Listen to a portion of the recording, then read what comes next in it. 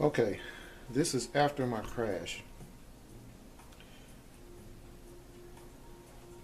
and I'm fixing to replace the body of the drone. This is the prop I lost, and here's the prop itself. If I can get it in the picture. That's the prop that I lost. I found it, but the motor seemed okay. All the motors except one kind of sticks, but I think it's rubbing on the casing. So I'm going to disassemble and rebody it. This is the damage that I've done to it. See if I can show this. The control arm here is cracked. It's broken. And there's a crack from the impact of the actual arm. This one, the motor did not break though. But this, get it on camera. This one is definitely cracked and broken. So I have the replacements in, and I'm going to go through the disassembly. First I'm going to take off the props. I was not able to find the other end cap, which was black, for the counterclockwise on the prop. So I'm waiting on motors to come in actually. The crash was totally my fault actually, because I did not check to see if these were tight, and I had one prop that was not tight.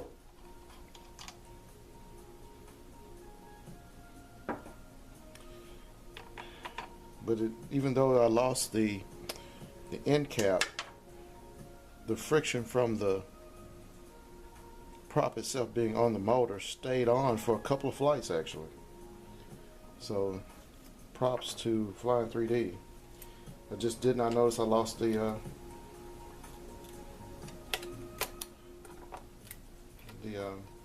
end cap. A portion of this I'm probably going to speed up because it's a bunch of screws to take out of the body and legs.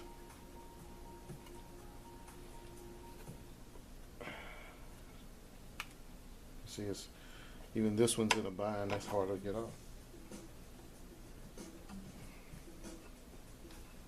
Okay. Turn it over. I'm going to take off the legs. When it crashed, I lost my mounting for my gimbal, but it looks like it's easily enough put back on, and I do have some other bolts and stuff for the gimbal to go back on and secure it. I kind of left that in my flight, which I'm glad I did, kind of loose, because I wanted to, in case of a crash, I wanted to be able to lose the gimbal but not damage the camera. So that being said, I did remove the gimbal already, the portion of it that was wired to the camera control, the quadcopter controls. I got a little Alexa playing. I'm finna turn it down a little bit. Alexa, volume 3. Alexa, volume 2.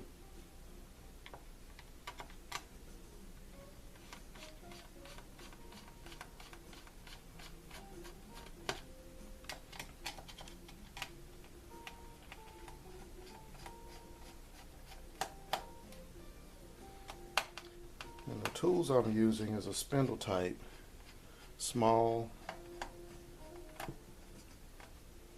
It has a spinner on the bottom of it, which is really good actually for removing electronics and stuff like that. So you can pick this up at any Home Depot or Walmart. Now I'm trying to keep The screws and bolts organized as much as possible.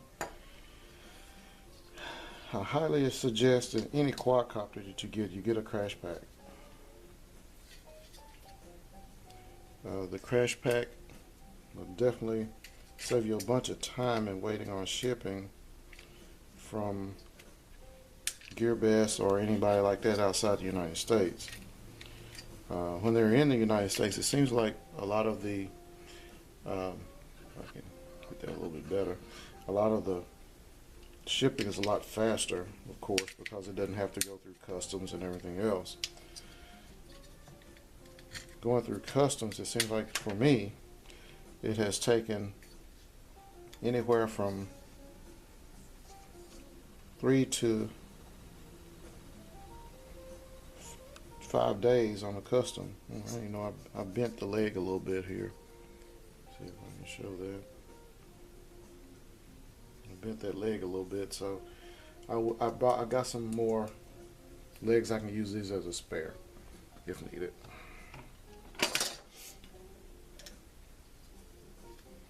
But I'm removing all screws and keeping them separate. That way I know the orientation of how they go back into the actual quad. Yeah, I bent this one too.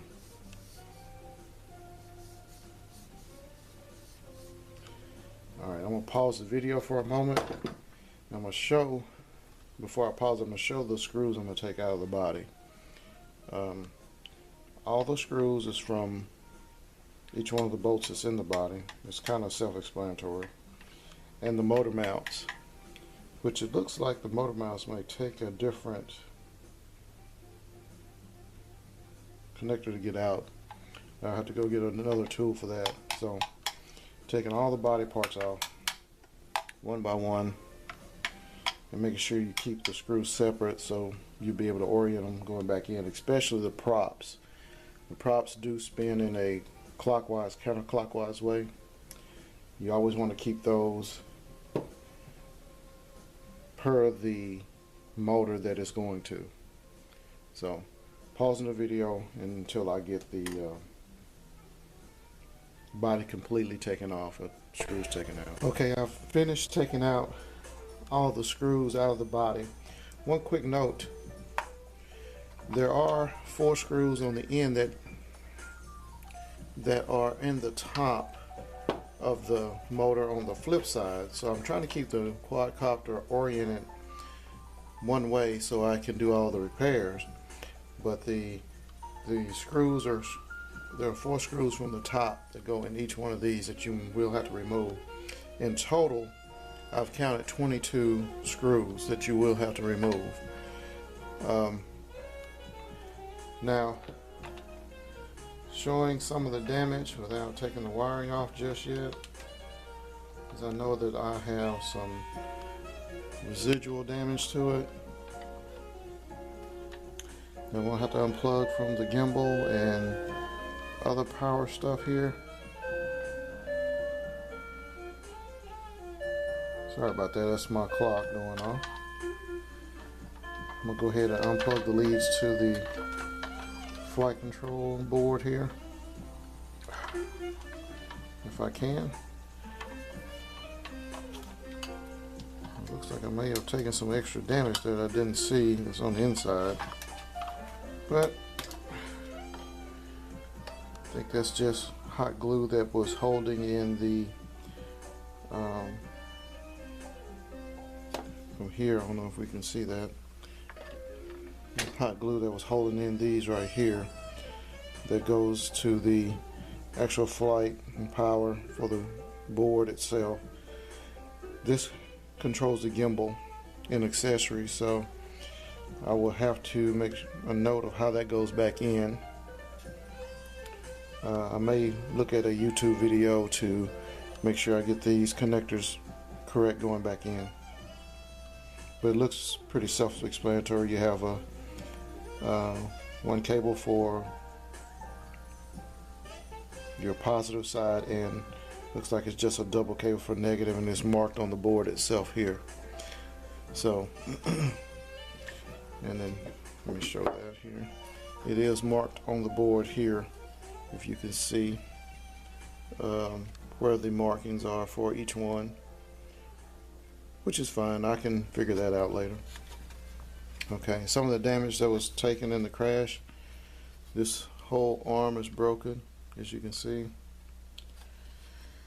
and such. So, let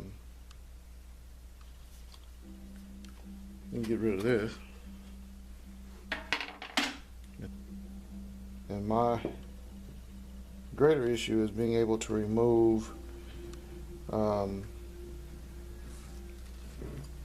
let's go this way a minute. Being able to remove the entire body and place this into another quad. It doesn't look that hard. I think I see this is another bracket for the thing that may have taken some damage on the crash. But that obviously either goes there or here. I may even lost a couple. But we'll have to remove the motors, keeping the orientation the same, the control board, and all these are hot glued in, so it looks like I'm going to have to do a little bit of hot gluing also. In my discovery, a couple of these have some two-sided tape to hold down, it looks like, the wires going into each one of the, from the motors to the control board. So this will be a little bit of a chore to completely change out. I was not going to fly it with this damage right here that's happened to the top of the motor mount. You can see that. Let's see if I can get it better on camera. This is completely broken. So I'm going to show it like that. And being broken, I wasn't going to fly it like that. So, my chores is to make sure I find all the, because I'm missing a couple here, might have lost it in the crash. And these are screw mounts that go back into the body of the top shell. See one, I may have dropped one or lost one. I don't see it, but we'll find it.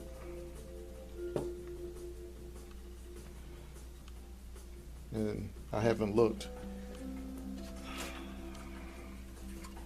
The good thing is the new one comes with mounts in them, so that's good. I don't have to worry about that.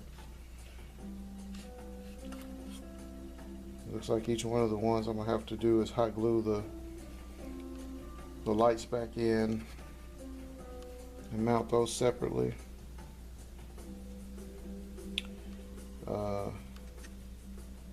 The gimbal control and all that is going to have to be mounted back separately. Let me get that better on camera.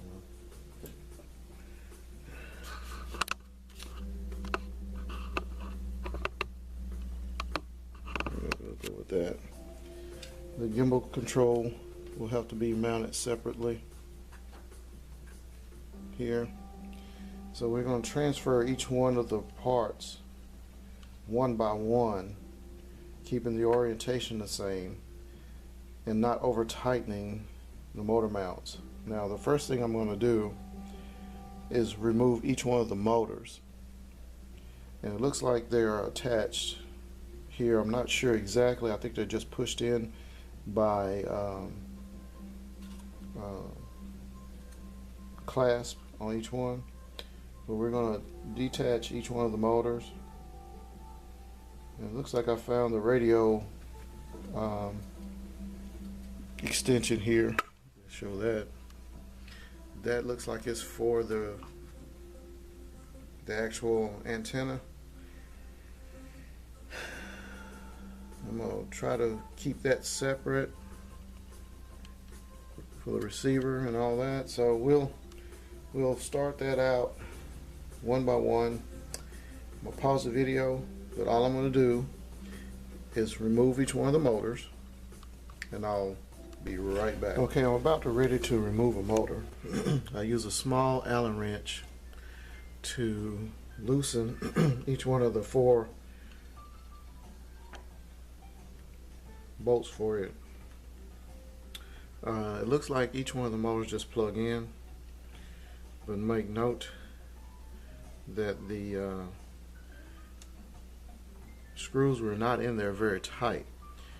I highly suggest not over tightening them. You want them snug so you don't have vibration, but you don't want them over tightened where it will crack the housing here. Also make a note of each one of the plugs that are plugged in, they just slide out. Okay, we've already made a note of our orientation of each one of the wires, and the motor comes out. Seems to spin freely, so I'm pretty sure that there's no damage on this motor. This brushless motor, you can get replacements on GearBest or even Amazon. Amazon's a little bit more expensive, but you do get them faster with Amazon. GearBest, it may take a little bit per shipping. I've already had to reorder this with Amazon because they were out of stock at GearBest, and I wasn't going to wait another 3-6 weeks to have a motor replacement. Now, the way I'm going to do it is each time I change a motor, excuse me, I'm going to place that motor on the adjacent one so I don't get the orientation incorrect. So as I change each one, I'm going to replace it here and remount it and secure it. Remember not to over tighten, but have them snug and secure. It looks like they used a lot of two-sided tape on this, so I'm saving that two-sided tape separately to be able to remount each portion that needs to be stuck away so it's not getting hung in the body.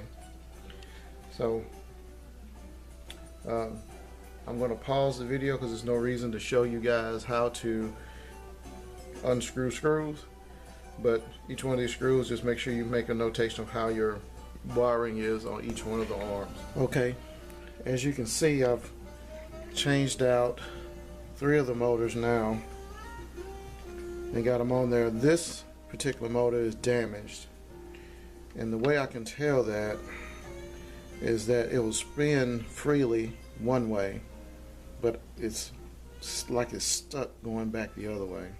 It'll spin, but I'm not sure why it's sticking the other way like that.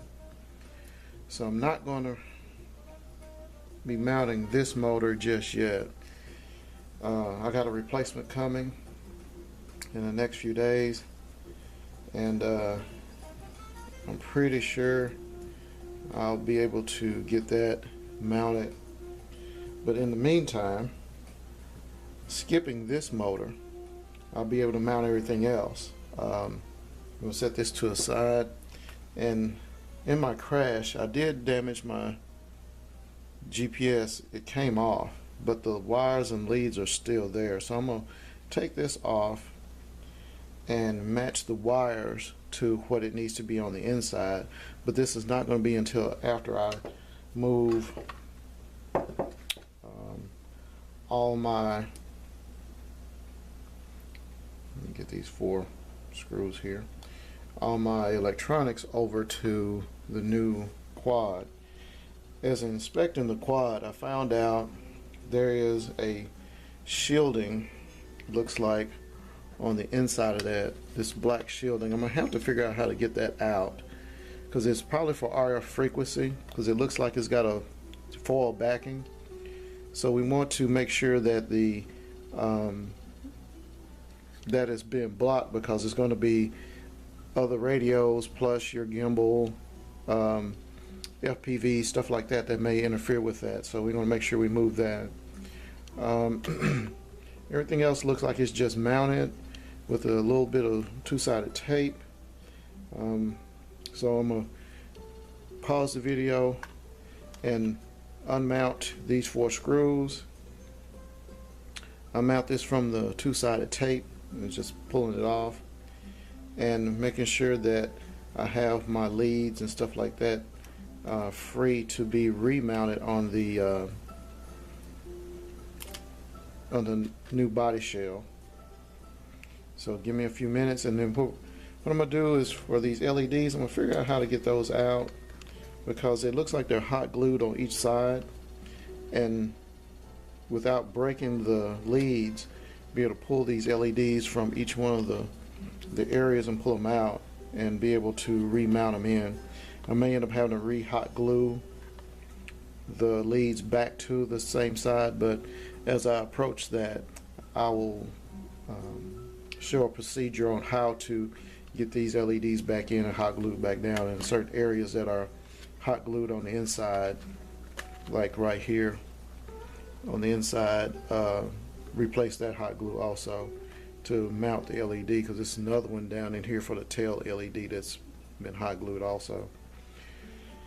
So in a few minutes I'll come back and I'll show you the opening up and the process of that. Another note you need to make: I've taken out those 4 screws out of my old body, and in the bottom of here, holding the GPS leads, which in my crash was broken, was this silver tape, and that is shielding for the GPS, and it may have something to do with the avionics for the actual quadcopter. So make sure that you replace that back. I have 2 pieces here, as you can see, that goes back on that. I left enough room for me to work to reattach my GPS module. It looks like I have some extra in the extra room for the wires in here, so once I get that taken off, I'm going to place this back firm on the bottom, shielding the GPS away from that, and it was all the way up to the tail section of the plane, covering every area of where the GPS was. So make sure you put that back, make sure it's secure, and I was correct on each one of these. We had hot glue holding it and holding down some of the avionic wires.